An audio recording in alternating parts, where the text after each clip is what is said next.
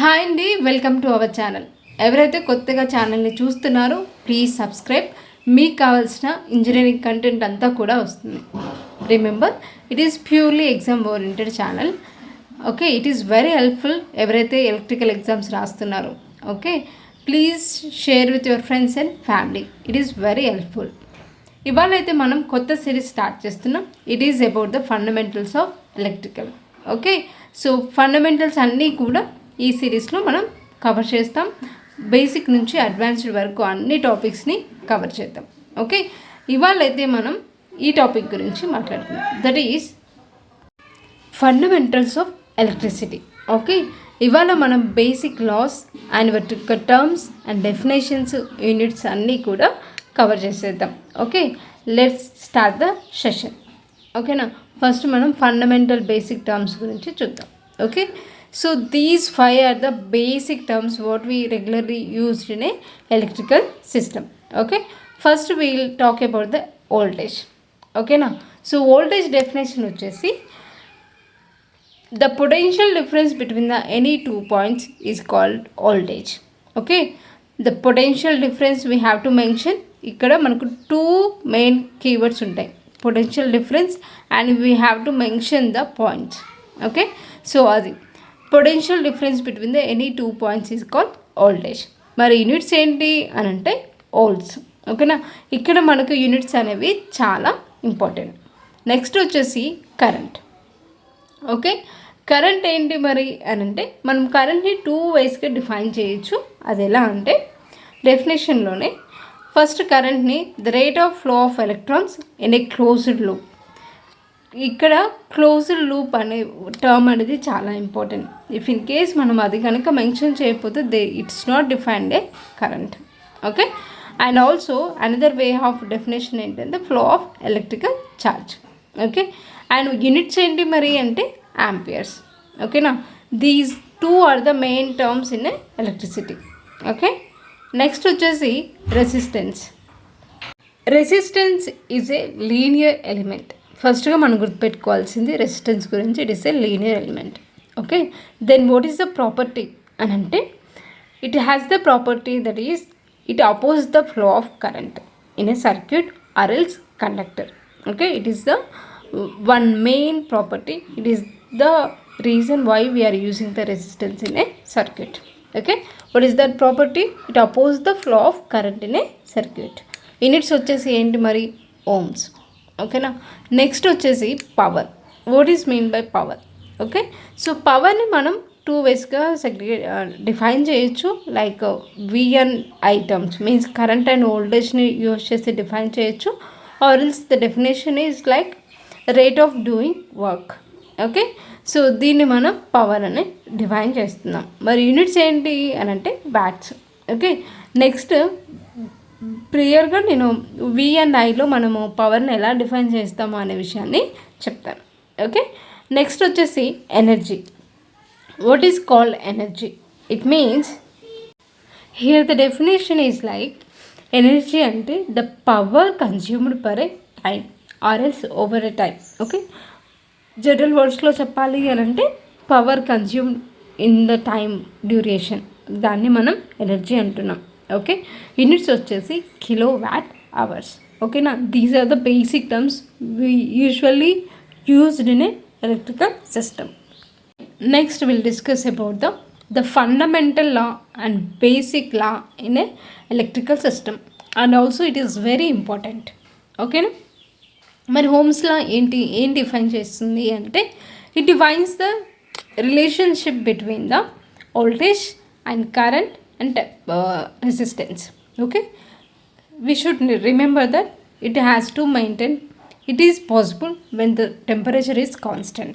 Okay na, మరి ఏంటి definition ఎలా వస్తుంది, ఫార్ములా ఎలా వస్తుంది అని అంటే అట్ హోమ్స్లో ఇఫ్ ఇన్ కేస్ ఇది సాటిస్ఫై చేయాలి అని అంటే current is directly proportional to the voltage. Okay, ఇక్కడ మనకు ఆర్ అనేది constant. If in case R అనేది కాన్స్టెంట్గా లేకపోతే it's not satisfy the Ohm's law. ఓకేనా, సో ఇక్కడ మనకు హోమ్స్లా మీద ప్రాబ్లమ్స్ ఎలా వస్తాయి అంటే ఈ give the 2 values, we need to figure out the third one.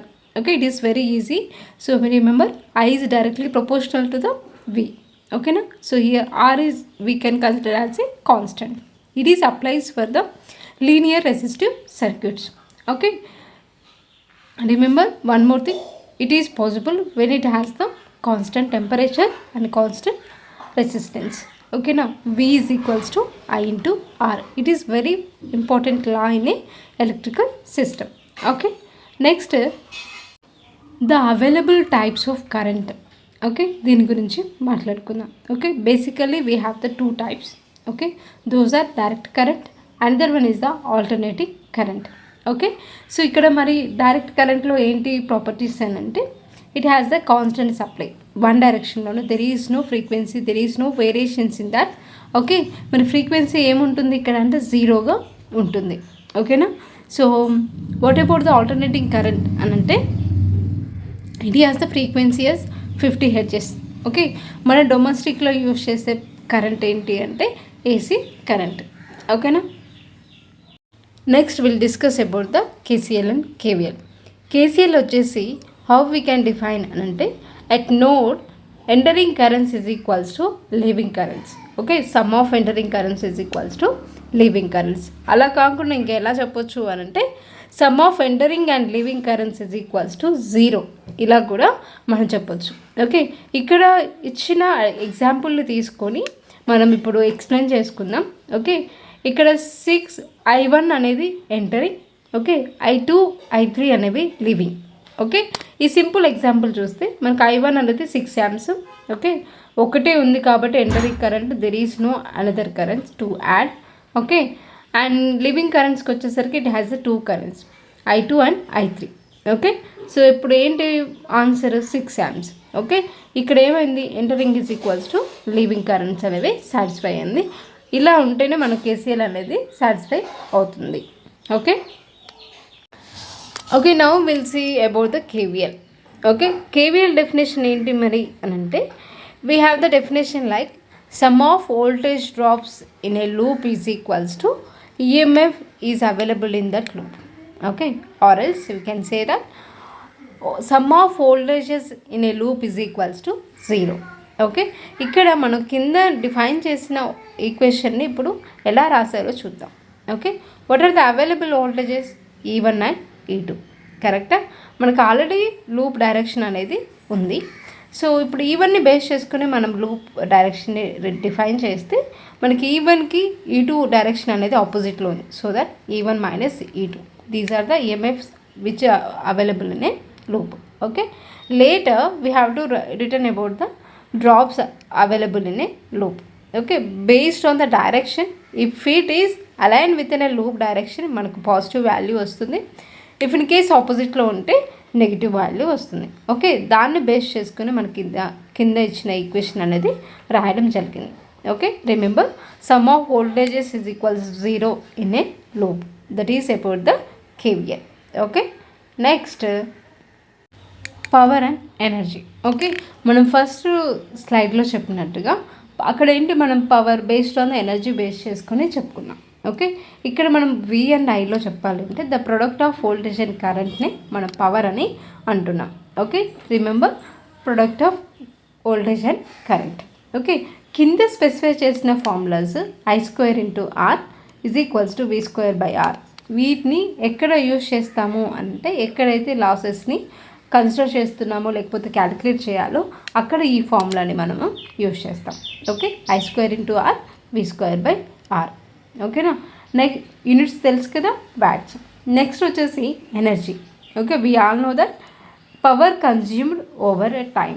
ఓకేనా, సో ఈ క్యాలిక్యులేషన్ని బేస్ చేసుకొని మన డొమెస్టిక్లో వస్తున్న ఎలక్ట్రిసిటీ బిల్ని క్యాలిక్యులేట్ చేస్తారు.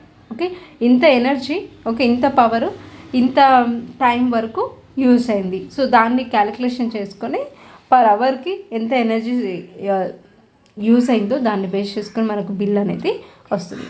ఓకే, ఇక్కడ ఎనర్జీ ఫార్ములా అంటే is equals to P into T. Units తెలుసు కదా, కిలో వాట్ అవర్స్. ఓకేనా, this is all about the fundamentals. ఇంకా మనం కవర్ చేయాల్సిన టాపిక్ ఉంది, it is a linear and non linear. దీన్ని మనం నెక్స్ట్ వీడియోలో చూద్దాం. Okay, thanks for watching. మీకు కనుక ఈ వీడియో నచ్చినట్లయితే please like and share with your friends. Thank you, will see in next video. Bye.